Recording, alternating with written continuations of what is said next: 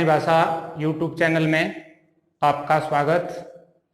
अब हम व्याकरण में पद परिचय का तीसरा बिंदु शुरू करते हैं, क्रिया। क्रिया को कई नामों से जान सकते हैं हम।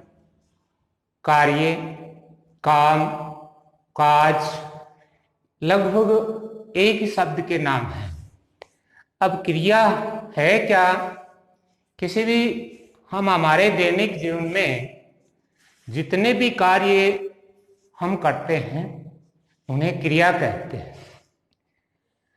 हिंदी व्याकरण में क्रिया शब्द की क्या भूमिका है, क्रिया का वाक्य में क्या रोल होता है, इसके बारे में थोड़ी सी क्रिया की परिभाषा से पहले मैं आपको बताना चाहता हूं। क्रिया है वो वाक्य का एक महत्वपूर्ण अंग है। बिना क्रिया के वाक्य पूर्ण नहीं होता, पहली बात तो। दूसरी, यदि वाक्य में क्रिया नहीं है तो कर्ता, कर्म, काल आदि का प्रभाव कम हो जाता है। कहने का मतलब, क्रिया एक वाक्य की पूर्णता का काम करती है।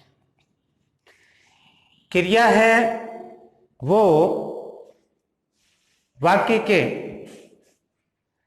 विभिन्न अंगों को एक तरीके से संचालित करने का काम करती है। अब देखिए, क्रिया है वो किससे बनती है या उसका उद्गम कैसे हुआ। आप सभी जानते हैं कि हमारी जो हिंदी भाषा है उसकी जननी संस्कृत को माना गया है, और संस्कृत में क्रिया को धातु कहा जाता है। संस्कृत में क्रिया को धातु कहा जाता है। और दूसरी बात यह है, हिंदी की जो क्रिया है, क्रियापद का मूल रूप है वो धातु होता है। क्रियापद का मूल रूप धातु होता है, और यदि हमें धातु से क्रिया बनानी है तो हमें क्रिया में अक्षर ना को जोड़ना पड़ता है। जैसे देखो, क्रिया को धातु, क्रिया का पद मूल धातु होता है। यदि आपको धातु से क्रिया बनानी है तो क्या करना पड़ेगा? जैसे पढ़ प्लस ना, तो यह हो गया पढ़ना। लिख प्लस ना, तो ये हो गया लिखना। मेरे कहने का मतलब यह है कि संस्कृत की जो धातु होती है वो क्रिया का मूल रूप होती है, और हम उस धातु में ना शब्द जोड़ने से क्रिया का निर्माण होता है। अब देखिए, क्रिया की परिभाषा क्या होगी? क्रिया है,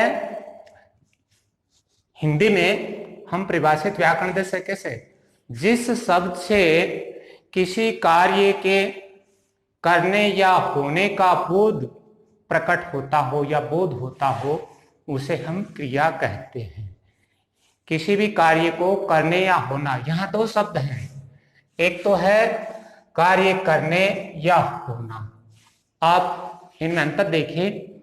करने का जो भाव है या करने का जो तरीका है वो कृत्रिम है, यानी इसे करने का कार्य एक प्राणी कर सकता है, जबकि होने का कार्य जो है ये प्राकृतिक है। क्या अंतर हुआ? कृत्रिम क्या हुआ? हम खेलते हैं, पढ़ते हैं, हंसते हैं, जितने भी कार्य मानव या प्राणी के द्वारा किए जाते हैं वो तो आ जाते हैं करने में। अब आपके दिमाग में ये प्रश्न हो सकता, होना, ऐसे कौन से कार्य हैं जो होते हैं? तो ये प्रकृति प्रदत्त है, भगवान के द्वारा संपन्न होते हैं, ऐसा भी कह सकते हैं। जैसे हवा का चलना, हवा के चलने में हमारा कोई रोल नहीं है, न हम हवा को रोक सकते न हम हवा को चला सकते। ठीक उसी प्रकार बरसात का होना, इसमें भी हमारा कोई रोल नहीं है। इस प्रकार के जो प्रकृति के द्वारा कार्य होते हैं उनको होना कहते हैं। तो जिस शब्द से किसी कार्य के करने या होने का बोध हो उसे हम क्रिया कहते हैं। लेकिन ये थोड़ा सा ध्यान रखें, करने और होने का मतलब, करने का कार्य व्यक्ति या प्राणी के द्वारा संपन्न होता है, होने वाले कार्य लगभग प्राकृतिक रूप से संपन्न होते हैं। अब हम आगे बढ़ते हैं। क्रिया के भेद। क्रिया के भेद को 3 भागों में बांटा गया है। एक तो पहला तो है कर्म के आधार पर, दूसरा है काल के आधार पर, और तीसरा है संरचना के आधार पर। थोड़ी सी चर्चा करते हैं अपने संक्षिप्त में। पहला जो है कर्म के आधार पर, तो इसमें कौन सी क्रियाएं ली गई? ऐसी क्रियाएं जिन क्रियाओं का फल किस पर पड़ता है, कर्ता पर पड़ता है या कर्म पर पड़ता है, उसको ध्यान में रखते हुए इनका विभाजन किया गया। नंबर 2 है काल। क्रिया के वे रूप जो समय या काल के अनुसार परिवर्तित हो जाते हैं, वो हो जाता है काल के आधार पर क्रिया का विभाजन या क्रिया के प्रकार। और नंबर 3 है संरचना। इसमें वाक्य में क्रिया का क्या और कहाँ कैसे उपयोग होता है, इसके आधार पर, संरचना के आधार पर क्रिया का विभाजन किया गया है। तो हम आज चर्चा करेंगे सबसे पहले कर्म के आधार पर। कर्म के आधार पर देखिए, क्रिया 2 प्रकार की बताई गई हैं, या 2 प्रकार होते हैं, सकर्मक और अकर्मक। फिर हम आगे देखते हैं सकर्मक जिसमें कर्म होगा, तो फिर उसके 2 भाग होंगे। सकर्मक में एक कर्म का वाक्य भी हो सकता है और 2 कर्म का भी वाक्य हो सकता है। और यदि अकर्मक है तो उसमें कर्म नहीं होगा, इसलिए वो सीधा सा ही वाक्य होगा। इसके बाद द्विकर्मक, 2 कर्मक आ जाते हैं, तो वहां प्रत्यक्ष और अप्रत्यक्ष होते हैं। थोड़ी सी मैं ये आपके चर्चा करके बताता हूं। देखिए, पहला है सकर्मक। सकर्मक स प्लस कर्म, यानी ऐसे वाक्य जिनमें क्रिया का फल, प्रभाव, असर कर्ता पर न पड़ के कर्म पर पड़ता हो, उसे सकर्मक, यानी कर्म सहित, यानी कर्म को प्रभावित करने वाली, कर्म को फल देने वाली या कर्म पर असर करने वाली, उसे हम सकर्मक क्रिया कहते हैं। सकर्मक क्रिया जैसे एक उदाहरण है, राम फुटबॉल खेलता है। राम फुटबॉल खेलता है, खेलता तो क्रिया है, लेकिन क्या करता है? काम खेलने का हो रहा है, इसलिए फुटबॉल कर्म हो गया। राम क्या करता है? फुटबॉल खेलता है, इसलिए फुटबॉल कर्म हो गया और क्रिया का फल फुटबॉल पर पड़ रहा है। इसी प्रकार रमेश एक कहानी पढ़ता है। रमेश के द्वारा क्या कार्य किया जा रहा है? एक पुस्तक पढ़ने का या कहानी पढ़ने का। तो यहाँ जो कहानी है वो कर्म है और क्रिया का फल है या असर है वो कहानी पर पड़ रहा है। इसके बाद नंबर 2 द्विकर्मक। ऐसे वाक्य भी हैं जिनमें 2 कर्म होते हैं।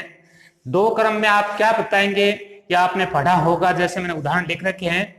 2 कर्म में मोहन छात्रों को पोषार खिला रहा है। मोहन कर्ता हो गया, छात्र पहला कर्म हो गया और पोषार दूसरा हो गया। अब आपकी समस्या ये हो सकती है कि हम कैसे पहचाने कि अकर्मक है सकर्मक? तो सीधा सा उदाहरण है, सीधा सा तरीका है।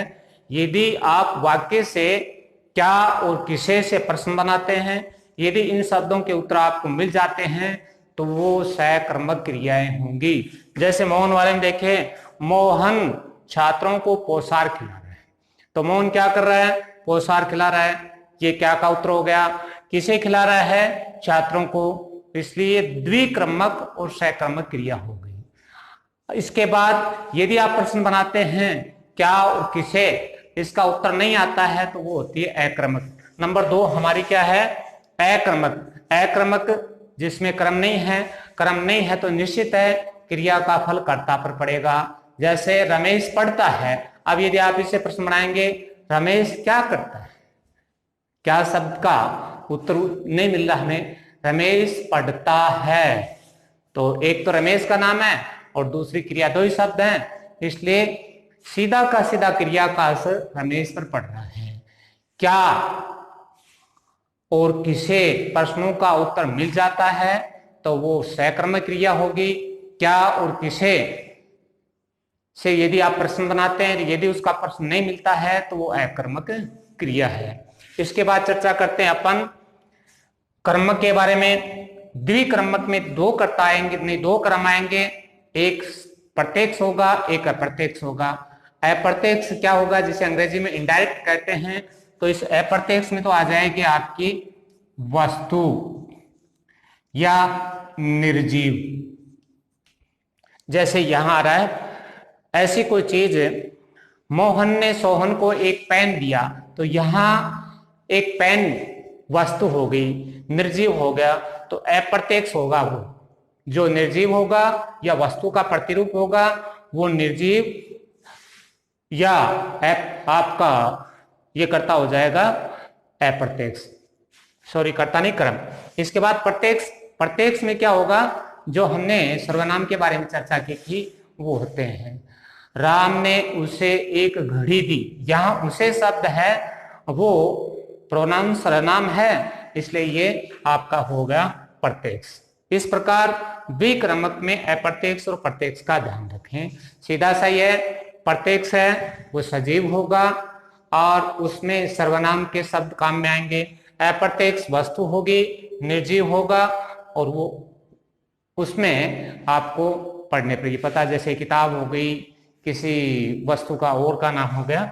इसके बाद ये तो हो गई हमारी चर्चा, पहला जो हमारा क्रिया का प्रकार था कर्म पर आधारित। और कर्म पर आधारित के बाद इसके बाद अगला हमारा टॉपिक है या अगला क्रिया का प्रकार है वो काल के आधार। काल कहते हैं समय को। समय के विभाजन के, समय के दृष्टि से शुरुआत से लेकर आज तक और आने वाले समय को तीन भागों में विभाजित किया गया है। बीता हुआ समय भूतकाल हो जाता है, अभी जो चल रहा है वो वर्तमान काल हो जाता है और आने वाला समय भविष्य काल हो जाता है। ठीक उसी के आधार पर क्रियाओं के नाम लिखे गए हैं या क्रियाओं के प्रकार हैं। बीता वर्ष पहला है भूतकालिक क्रिया, नंबर 2 है वर्तमानकालिक क्रिया, नंबर 3 है भविष्यकालिक क्रिया। आप पहचान कैसे करेंगे, ये एकदम सीधी सी परिभाषाएं हैं। जैसा नाम है वैसा ही क्रिया का वह रूप जो कार्य का भूतकाल में संपन्न होने का बताता है या कार्य को संपन्न होने की हमें सूचना देता है। इसके बाद दूसरा है वर्तमानकालिक। वर्तमानकालिक क्रिया में क्या होगा, क्रिया का वह रूप जो कार्य को वर्तमान में संपन्न होने का बोध कराता है। नंबर 3 भविष्य। भविष्य आने वाला समय होता है, आने वाले समय में जो कार्य संपन्न होंगे वो क्रियाएं आपकी भविष्य काल होंगी। अर्थात क्रिया का वह जो रूप आने वाले समय में संपन्न होने कार्य का हमें बोध कराता है वो कहलाती है आपकी भविष्यकालिक क्रिया। इस प्रकार काल के आधार पर हमने पढ़ा। अब देखिए आप, पहला है भूतकालिक। रमेश ने एक उपन्यास पढ़ा, बीता हुआ समय है। शेर जंगल में गया, ये भी भूतकाल है। इसी प्रकार वर्तमानकालिक के बहुत सारे कार्य हैं। माँ खाना पका रही है, लड़के फुटबॉल खेल रहे हैं, तो ये वर्तमान काल हो गया। भविष्य काल, अब की बार विद्यालय बहुत देरी से खुलेंगे। कोरोना वायरस के कारण हम ऐसा कह सकते हैं इस बार विद्यालय हैं वो निर्धारित समय के बाद खुलेंगे, चालू होंगे, तो ये होगा भविष्य काल। अब देखिए तीनों क्रियाओं के यदि आप संक्षिप्त याद रखना चाहते हैं कि हमें काल का कैसे पता चले, तो एक शॉर्ट एंड स्वीट ट्रिक, यानी छोटा सा सीधा सा एक अक्षर और एक शब्द के माध्यम से आप पहचान सकते हैं। तो सबसे पहले देखो भूतकालिक की पहचान। भूतकालिक की पहचान के वाक्यों का सीधा सा आप दो याद रखें। यदि वाक्य के अंत की ध्वनि आ, ई, ए से आती है या फिर वाक्य का अंत या ये से होता है, बस इतना सा याद रखना है। या तो आ, ई, ए की ध्वनि से अंत होता हो या वाक्य का अंत या ये से हो। जैसे राम ने एक शेर देखा, आ की ध्वनि आ गई और ये शब्द हैं सीता गांव गई, ये आ गया। इस प्रकार ये भूतकाल की पहचान है, छोटी से छोटी पहचान कर रहा हूं। इसके बाद वर्तमान कालिक में क्या होगा, वर्तमान कालिक का सीधा सा है छोटा सा कि जिन वाक्यों के अंत में है आ जाता है वो वर्तमान कालिक हो जाता है, और जिन वाक्यों के अंत में गा गी गे वह पढ़ने जाएगा, रमेश एक उपन्यास लिखेगा, सीता एक गायन गाएगी, यानी ये लिंग के हिसाब से गा गी गे होते हैं। तो छोटी सी पहचान क्या हो गई? भूतकाल की था, या, ये या आ ई की ध्वनि, और वर्तमान काल की सबसे छोटी पहचान हो जाएगी वाक्य का अंत है से, और भूतकाल नहीं भविष्य काल क्या हो गई गा गी गे से। इस प्रकार आज हमने क्रिया के दो भाग पढ़े हैं, कर्म के आधार पर और काल के आधार पर। संरचना के आधार पर जो क्रियाएं हैं ये थोड़ा लंबा टॉपिक है, इसको हम आगे पढ़ेंगे। इसके 5 प्रकार हैं। पहला है संयुक्त क्रिया, दूसरी क्रिया है आपकी नाम धातु क्रिया, तीसरी है परिणार्थ क्रिया, चौथी आपकी पूर्वकालिक क्रिया, और 5वीं है कृदंत क्रिया। इसलिए ये थोड़ा सा बड़ा है, आज यदि हम साथ लेंगे तो हमारा वीडियो काफी लंबा हो जाएगा। इसलिए आपको आज मैंने क्रिया से संबंधित जो चर्चा की है, क्रिया के बारे में आप शुरुआत से ही पढ़ते आ रहे हैं। अब हमारे जो सिलेबस यानी सीनियर के हिसाब से जो है उसके बारे में हमने उस आधार को मानते हुए टॉपिक को शुरू किया है। तो उसमें हमने आज 2 पढ़े हैं, कर्म के आधार पर क्रिया और काल के आधार पर क्रिया। अब आपको 2 प्रश्न करने हैं। पहला प्रश्न है क्रिया की परिभाषा लिखिए, और नंबर 2 क्रिया के भाग का आप एक चार्ट बनाइए जिसमें क्रिया के सभी प्रकार या सभी रूप प्रकट किए गए हों। आज का टॉपिक यहीं समाप्त करते हैं। धन्यवाद।